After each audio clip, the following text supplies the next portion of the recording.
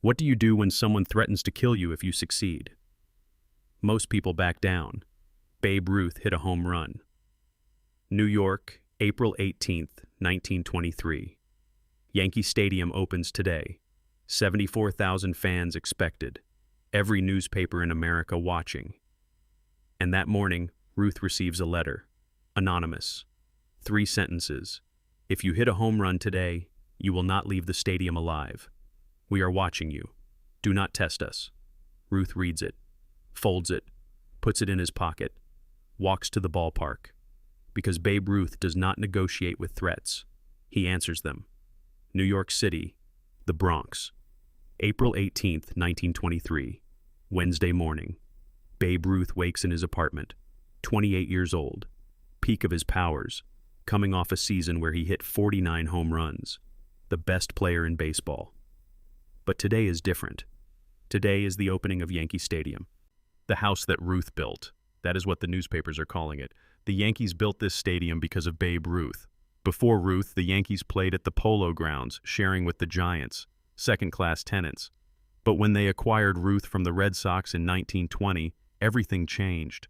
Ruth brought massive crowds, record-breaking crowds, so many that the Polo Grounds could not contain them. The Giants owner told the Yankees to find their own stadium, so they did. Built the largest baseball stadium in the world, capacity 74,000, triple-decked, majestic, a cathedral of baseball, built because of one man. The pressure is enormous. This is Ruth's stadium, his house. If he fails today, if he strikes out or goes hitless, the narrative changes. The stadium becomes a monument to hubris. But if he succeeds, if he delivers, the legend becomes reality. Ruth gets dressed, eats breakfast. His wife Helen notices he is quiet. You are quiet today. Ruth shrugs. Big day. She studies him. You have played in big games before, World Series games. Why is this different? Because this is forever, Ruth says. World Series games end. Win or lose, they end and you move on. But this stadium will be here after I am gone. After everyone watching today is gone. And they will remember what happened on opening day. What I did. Or what I did not do. Helen does not know what to say. She kisses him. You will do what you always do. Ruth smiles. Not his usual confident smile. Something more uncertain. I hope so. The mail arrives. Ruth sorts through it. Bills, fan letters, and then an envelope. No return address. Handwritten block letters. He opens it. Reads 3 sentences. If you hit a home run today, you will not leave the stadium alive. We are watching you. Do not test us. Ruth stands there, reading it again, making sure he understood. This is not his first threat. Famous people get threats. Cranks, lunatics. Most are harmless. But something about this one feels different. The timing, opening day, the specificity. If you hit a home run, someone has thought about this. Helen sees his expression. What is it? Ruth hands her the letter. She reads it, goes pale. Babe, you need to call the police. Ruth shakes his head. It is probably nothing. Probably? Someone is threatening to kill you. Ruth takes the letter back. They say if I hit a home run. So what should I do? Not hit one? Let them win? Helen stares at him. You are actually considering playing? Knowing someone might. She cannot finish the sentence. Ruth puts the letter in his pocket. I am playing, and if they want to stop me, they will have to do it after I hit the home run. Not before. Yankee Stadium, 10 a.m. 6 hours before first pitch. Ruth arrives early. The stadium is empty. Workers finishing last-minute preparations. The field is perfect. Green grass cut precisely. Dirt infield smooth as glass. Ruth walks onto the field alone, stands at home plate, looks around. The stadium is massive, overwhelming. 3 decks rising toward the sky. Right field close. Short porch, 290 feet. Left field deep, 460 feet to the wall. Center field nearly 500 feet. Deepest in baseball. This stadium exists because of him. If he fails, if he cannot deliver, if the crowds stop coming, this whole thing collapses. Yankees manager Miller Huggins finds him standing there. "You okay, babe?" Ruth does not turn around. "Someone sent me a death threat this morning," Ruth says. "Says if I hit a home run, they will kill me." Huggins goes still. "What?" Ruth pulls the letter from his pocket, hands it to Huggins. Huggins reads it. His face hardens. "We need to contact police. Security. Cancel the..."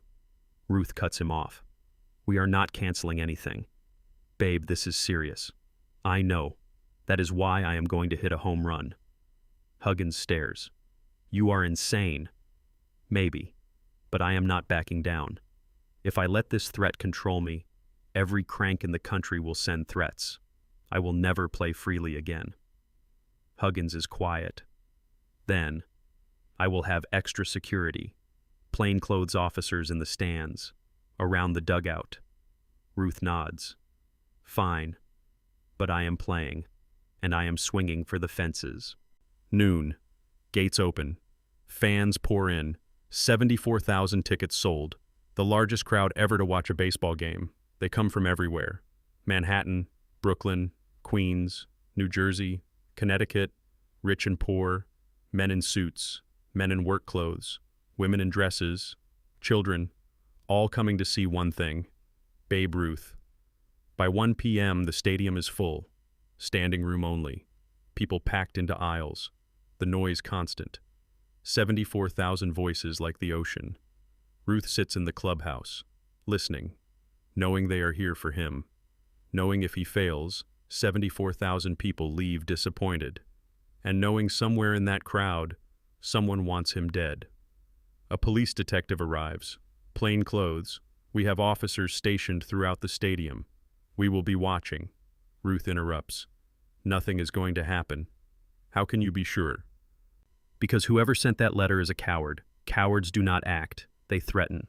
2 p.m. ceremony begins. Speeches. Governor of New York, Mayor, Commissioner Kennesaw Mountain Landis.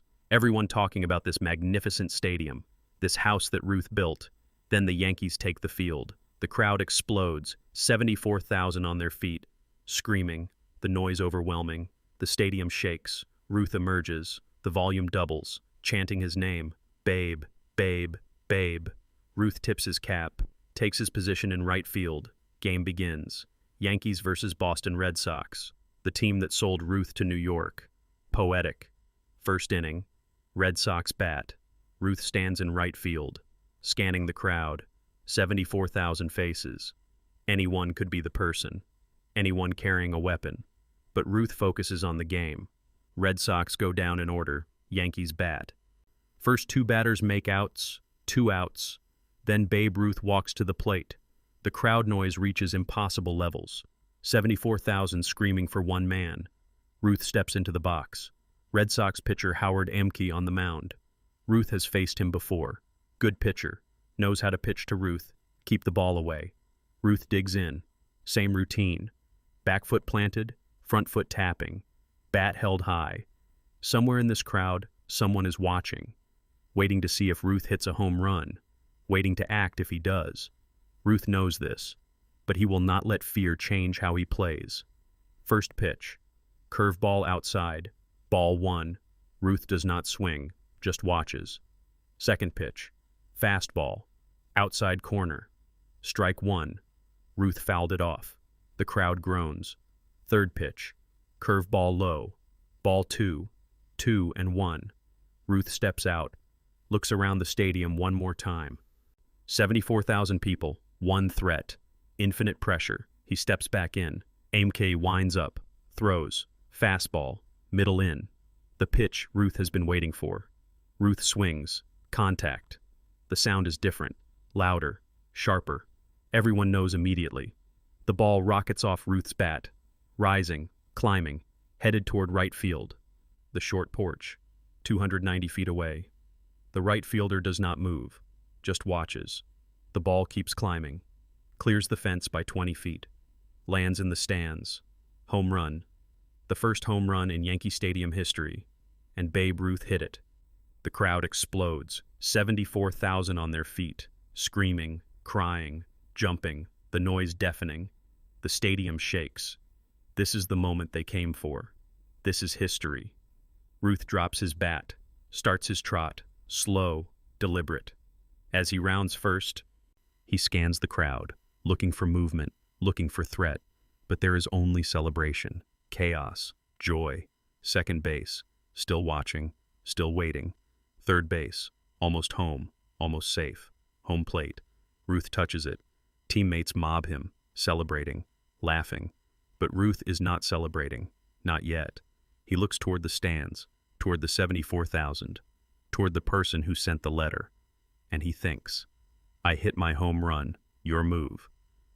Before we continue with what happened after that swing, do us a favor. Hit that subscribe button if this story has you on the edge of your seat.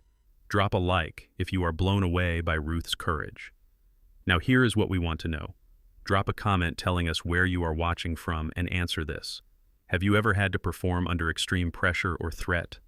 How did you handle it? Let us know. We read every comment. The game continues. Ruth plays in right field, hyper-aware, watching the crowd.